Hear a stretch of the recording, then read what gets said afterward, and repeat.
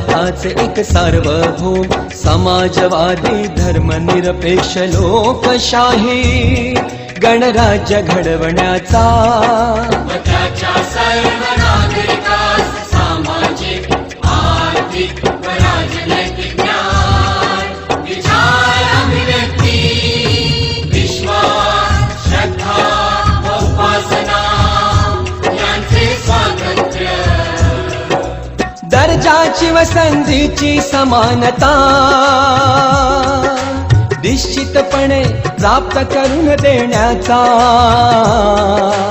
आणि त्या सर्वांमध्ये व्यक्तीची प्रतिष्ठा व राष्ट्राची एकता आणि एकात्मता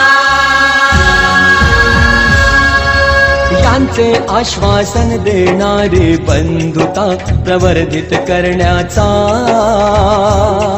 संकल्पपूर्वक निर्धार करून आमच्या संविधान सभेत आज दिनांक 26 नोव्हेंबर 1949 रोजी या